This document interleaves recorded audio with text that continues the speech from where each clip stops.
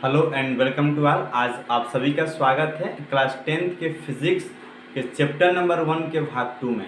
तो कल हम लोगों ने भाग 1 देखा था, आज हम लोग भाग 2 देखेंगे। भाग 2 में क्या है कि दर्पण से संबंधित कुछ मुख्य प्रकार की परिभाषाएं होती हैं, जिन परिभाषा को समझेंगे और इन्हीं परिभाषा के माध्यम से किरण आरेख को भी हम लोग समझ सकते हैं। तो आइए हम लोग शुरू करते हैं। तो हम लोग कल के क्लास में जहाँ तक भी देखे थे, कल हमको लग रहा है कि जो कल की एंडिंग क्लास थी, अवतल दर्पण और उत्तल दर्पण किसे कहते हैं, ये हम लोगों ने जाना था। तो आज हम लोग जानेंगे कि दर्पण से संबंधित मुख्य परिभाषा में कि वक्रता केंद्र किसे कहते हैं। वक्रता केंद्र को हम लोग सी से प्रदर्शित करते हैं। तो आज जानने की कोशिश करेंगे कि वक्रता केंद्र की डिफिनीशन क्या होती है। तो देखिए, कोई गोलीय दर्पण जिस खोखले गोले से काटकर बनाया जाता है, उस खोखले गोले के केंद्र को दर्पण का वक्रता केंद्र कहते हैं, जिसे सी से प्रदर्शित करते हैं। तो आपने कल गोलीय दर्पण की डिफिनीशन सुनी थी, और गोलीय दर्पण को काट करके जो रेड ऑक्साइड की पॉलिश की जाती है, तो उस गोलीय दर्पण का जो केंद्र होता है, जिसको काट करके अवतल दर्पण और उत्तल दर्पण बनाए जाते हैं पॉलिश करके, तो गोलीय दर्पण का जो केंद्र होता है, उसी केंद्र को वक्रता केंद्र सी के नाम से हम लोग जानते हैं। अब हम लोग जानेंगे कि देखिए, और ध्रुव का होते हैं। तो ये जो ध्रुव का होते हैं, तो किसी भी दर्पण का जो मध्य बिंदु होता है, उसी को दर्पण का ध्रुव कहते हैं। और वक्रता केंद्र का होता है, तो कोई गोलीय दर्पण जिस खोखले गोले को काट कर बनाया जाता है, उसी को हम लोग वक्रता केंद्र सी के नाम से जानते हैं। अब जानते हैं कि वक्रता त्रिज्या क्या होती है। वक्रता त्रिज्या को प्रदर्शित करते हैं किससे, स्मॉल आर से। तो किसी गोलीय दर्पण के वक्रता केंद्र सी से दर्पण तक की दूरी को वक्रता त्रिज्या के नाम से हम लोग जानते हैं। ये भी कह सकते हैं कोई भी एक कह लीजिए, किसी गोलीय दर्पण का जो वक्रता केंद्र सी है, और दर्पण तक की जो दूरी, यानी दर्पण के ध्रुव पी तक की जो दूरी होती है, इसी दूरी को हम लोग स्मॉल आर यानी वक्रता त्रिज्या के नाम से हम लोग जानते हैं।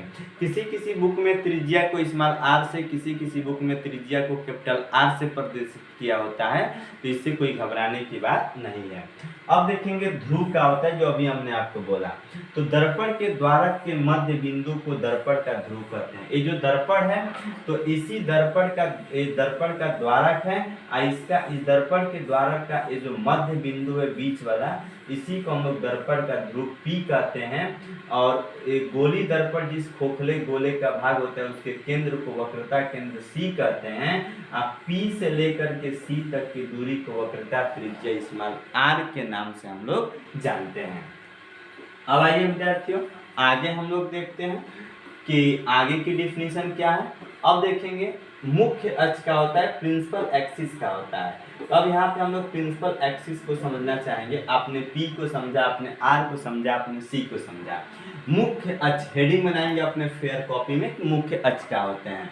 तो मुख्य अक्ष वह काल्पनिक रेखा होती है जो दर्पण के ध्रुव पी तथा दर्पण के केंद्र सी से होकर जाती है। तो दर्पण का ध्रुव पी और सी से जो होकर रेखा जाती है, इसी रेखा को प्रिंसिपल एक्सिस या मुख्य अक्ष के नाम से हम लोग जानते हैं। अगला है दर्पण का द्वारक का होता है। तो दर्पण का द्वारक यानी दर्पण के परावर्तक तल के व्यास को दर्पण का द्वारक कहते हैं। तो कोई भी दर्पण होगा तो दर्पण कह सकते हैं कि दर्पण के परावर्तक तल के व्यास को क्या कहते हैं, दर्पण कोई भी हो तो उसका जो परावर्तक तल होगा, तो परावर्तक तल को दर्पण के द्वारक के नाम से हम लोग जानते हैं। अब देखते हैं सबसे इंपॉर्टेंट चीज कि मुख्य फोकस क्या होता है। तो मुख्य फोकस को हम लोग समझने की कोशिश करेंगे कि मुख्य फोकस क्या होता है। तो हेडिंग बना लेंगे आप लोग इसको। मुख्य फोकस को रिप्रेजेंट करते हैं कैपिटल एफ से। तो देखिए, यह जो ये दर्पण हो गया, सी से पी को मिलाने वाली रेखा मुख्य अक्ष यानी प्रिंसिपल एक्सिस हो गया।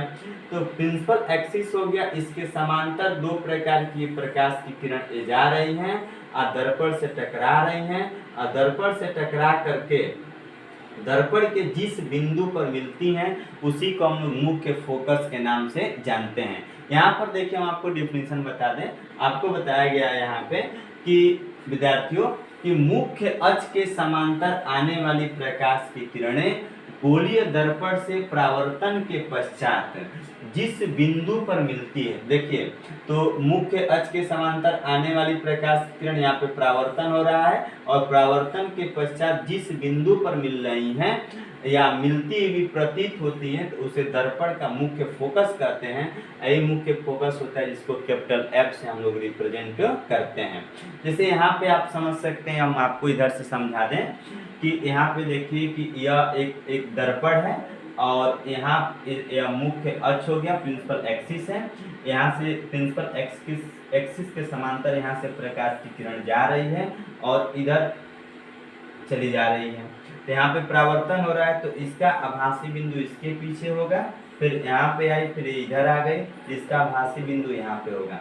तो जब दो प्रकाश की किरणें जिस बिंदु पर मिलती हैं उसी को हम लोग फोकस कहते हैं। क्या कहेंगे? मुख्य फोकस के नाम से जानते हैं। अब देखते हैं आगे कि ये तो हो ही गया है, मुख्य फोकस हम लोग जान ही गए। अब देखते हैं कि फोकस दूरी क्या होता है। विद्यार्थियों फोकस दूरी की अगर हम लोग बात करें तो दर्पण के ध्रुव P से मुख्य फोकस कैपिटल F तक की दूरी को फोकस दूरी स्मॉल f के नाम से जानते हैं। तो दर्पण का ये ध्रुव आपका P हो गया और मान लीजिए कि दर्पण का ध्रुव आपका हमने बताया कि दर्पण के ध्रुव P से और जहाँ पर भी आपका मुख्य फोकस होगा तो मुख्य फोकस से और P तक की जो दूरी होगी इसी दूरी को हम लोग फोकस दूरी स्मॉल f के नाम से जानते हैं। जैसा कि हम आपको इस फिगर में दिखा देते हैं। यहाँ पे आप लोग देख पा रहे होंगे P से लेकर के F तक की यही जो दूरी होती है इसी दूरी को स्मॉल f के नाम से हम लोग जानते हैं। किस नाम जानेंगे? स्मॉल f के नाम से जानते हैं। अब देखते हैं यहाँ पे कि फोकस तल क्या होता है। फोकस तल की अगर हम आपको डिफिनीशन बताएं तो मुख्य फोकस कैपिटल F से होकर जाने वाला वह तल जो मुख्य अक्ष के लंबवत हो जाता है। तो हमें मुख्य फोकस आपका जहाँ भी एक कैपिटल F होगा तो कैपिटल F से जाने वाला वह तल जो मुख्य अक्ष के क्या हो जाए लंबवत हो जाता है तो उसी को हम लोग फोकस तल के नाम से जानते हैं। तो फोकस तल की डिफिनीशन क्या है बच्चों? याद रखे रहेंगे कि मुख्य फोकस कैपिटल F से होकर जाने वाला वह तल जो मुख्य अक्ष के लंबवत होता है उसी को फोकस तल के नाम से जानते हैं। अब है सबसे इम्पोर्टेंट आपकी हेडिंग है कि वक्रता त्रिज्या स्मॉल r और फोकस दूरी स्मॉल f में क्या संबंध होता है। तो जो वक्रता त्रिज्या स्मॉल f होता है ना यह फोकस दूरी के दो गुना होता है। तो r बराबर 2f तो f इक्वल टू कितना होता है? r/2। यानी फोकस दूरी और त्रिज्या में संबंध होता है कि f इक्वल टू r/2। कितना होगा? f बराबर r/2। तो ये रही आज की क्लास आपकी फिजिक्स का।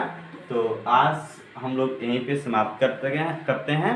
अगर आप पूरी अच्छी तरीके से नोट्स बनाएंगे, अगर ये क्लासेस आपको पसंद है तो आप एक दूसरे ग्रुप में शेयर कीजिए और अपने दोस्तों को बताइए कि इस ऑफिशियल यूट्यूब चैनल से पढ़िए, आपका फिजिक्स बिल्कुल बेहतर हो जाएगा। तो आप सबको थैंक यू, बहुत बहुत धन्यवाद।